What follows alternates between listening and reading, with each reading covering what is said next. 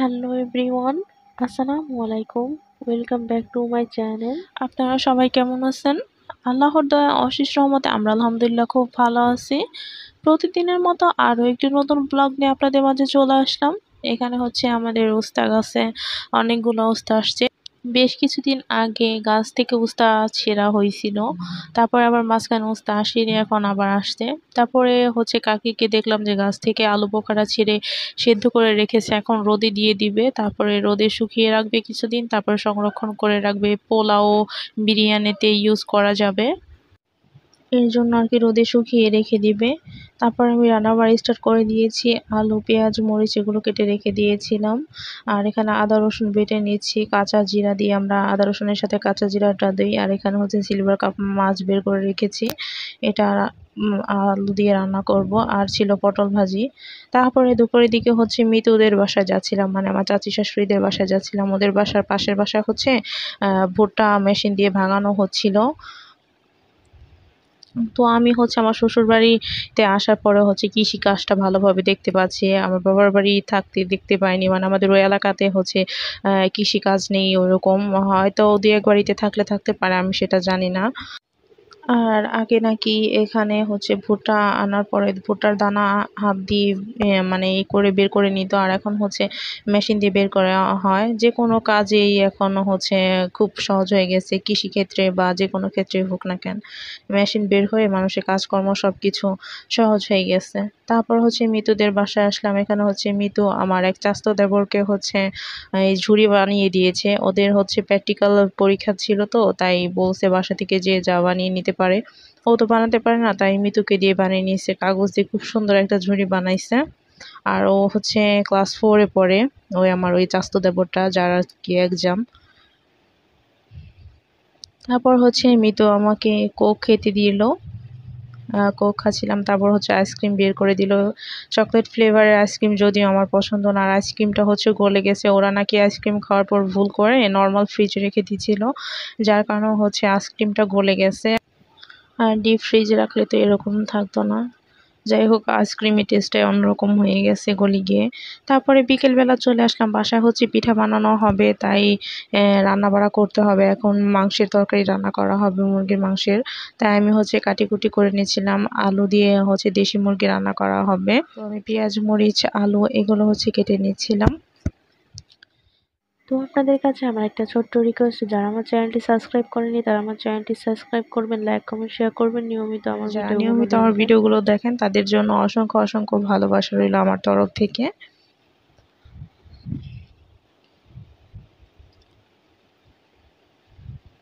তারপর হচ্ছে আমি মাংসটা ভালোভাবে ধুয়ে নিয়েছি, এখন রান্না বসিয়ে দিব। আজকে হচ্ছে আমি হাতে মাখিয়ে মুরগির মাংসটা রান্না করব।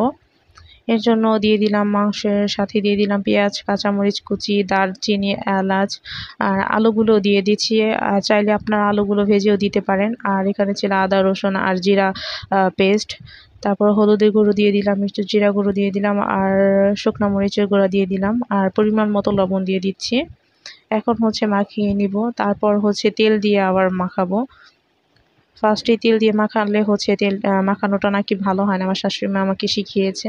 তো এর জন্য লাস্ট পর্যায়ে আর কি তেলটা দিয়ে আর সরিষা তেল দিয়ে দিলাম। এখন হচ্ছে ফাইনালি মাখিয়ে নেব। তারপর আমার হাতে কিছুটা মশলা লেগেছিল, তাই একটু পানি দিয়ে ধুয়ে দিয়ে দিলাম। এই তো রান্নাটা বসিয়ে দিয়েছি। মাংসটা আগে ভালোভাবে কষিয়ে নিব। আর এই পর্যায়ে কিন্তু মাংস থেকে বেশ কিছুটা পানি উঠে গিয়েছিল, ওগুলা ভালোভাবে কষিয়ে নিয়ে তারপর আমি আবার কিছুটা পানি দিয়ে দিচ্ছি।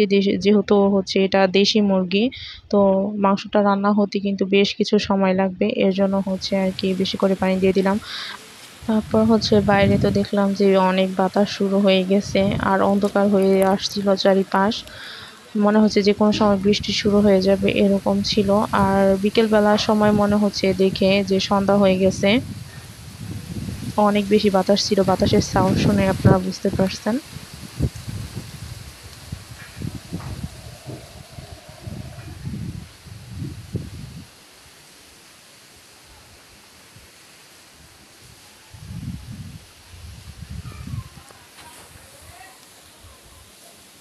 আর এখানকার নারকেল গাছগুলো, ফার্স্টে নারকেল গাছটা হচ্ছে আমাদের। এই ফার্স্টেরটা সামনের, আর তারপরেটা হচ্ছে মৃতদের, মানে মৃতদের নারকেল গাছ আছে আমাদের এই বাসায়। তারপরে হচ্ছে ওই পাশের গুলো হচ্ছে তোহাদের নারকেল গাছ। আর আমাদের আরেকটা নারকেল গাছ আছে এই পাশে, যেটা ভিডিও করা হয়নি, ভিডিওতে আসেনি আর কি। এই তো ঝোলটা ফুটে গেছে, আরো কিছুক্ষণ জাল করে ঝোলটা আরো শুকিয়ে নেব।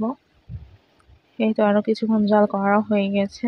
তারপর হচ্ছে আমি লাস্ট মুহূর্তে ভাজা জিরে গুঁড়ো দিয়ে নামিয়ে নিয়েছিলাম। এই তো তরকারি রান্না করাটা হয়ে গেছে।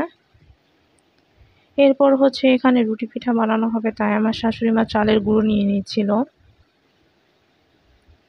আর এটার সাথে এখন লবণও দিয়ে দিবে। লবণ দিয়ে হচ্ছে এভাবে চেপে চেপে বল শেপ করে নিয়েছিল। তারপর হচ্ছে পানি গরম করে পানির মধ্যে এই বলগুলো দিয়ে দিবে। তারপর কিছুক্ষণ জাল করে নেওয়ার পর এটা হচ্ছে সেদ্ধ হয়ে গেলে আর তারপরে হচ্ছে ভাতের মাড় যেভাবে ফেলে না, ওইভাবে করে পানিটা ফেলে নিবে।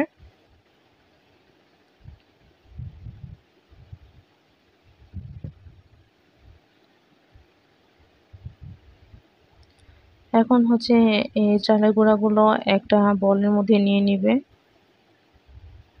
একটা ডো তৈরি করে নেওয়ার জন্য। আর এই সময়ে হচ্ছে অনেক গরম থাকে, এই আটাগুলো তো অনেক বেশি গরম থাকে, তাই হচ্ছে এগুলো মাখাতে অনেক বেশি কষ্ট হয় এই গরমের কারণে। আর অনেক সময় এভাবে করে মাখিয়ে নিতে হবে এগুলো। তারপর হচ্ছে মোটা শেপ করে একটা রুটি বেলে নিতে হবে। তারপর একটা গ্লাসের সাহায্যে হচ্ছে এরকম গোল গোল করে কেটে নিয়েছিল, যাতে করে রুটিগুলো গোল শেপ হয়। আর আমার হাতের রুটি একদম পারফেক্টলি গোল হয় না, মোটামুটি হয় আর কি। তো আমার শাশুড়ি মাই হচ্ছে এখানে বানিয়ে নিচ্ছিল রুটিগুলো। তারপরে আবার চিতই পিঠা বানানো হবে কিছু।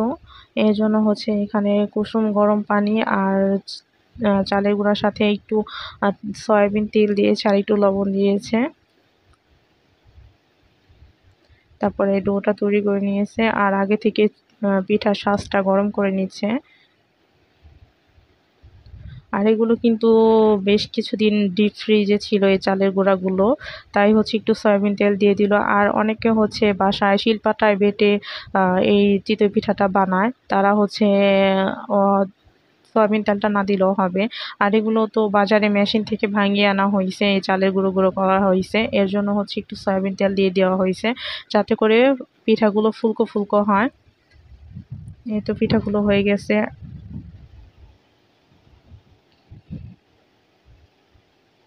আর সবার হাতে হচ্ছে এই পিঠাগুলো পারফেক্টলি ফুলকো হয় না। দেখতেই পাচ্ছেন আলহামদুলিল্লাহ পিঠাগুলো অনেক বেশি সফট হয়েছে। আর এপাশে হচ্ছে রুটি পিঠাগুলো ঢেকে রাখা হয়েছে একটা কাপড়, পরিষ্কার কাপড় দিয়ে, যাতে করে নরম থাকে। এই তো আমরা সবাই বসে একসাথে খেয়ে নিয়েছিলাম। তো আজকের মতো ভিডিওটি এখানেই শেষ করব। সবাই ভালো থাকবেন, সুস্থ থাকবেন, আমাদের জন্য দোয়া করবেন। আপনাদের জন্য অনেক অনেক দোয়া ভালোবাসা রইল। আল্লাহ হাফেজ।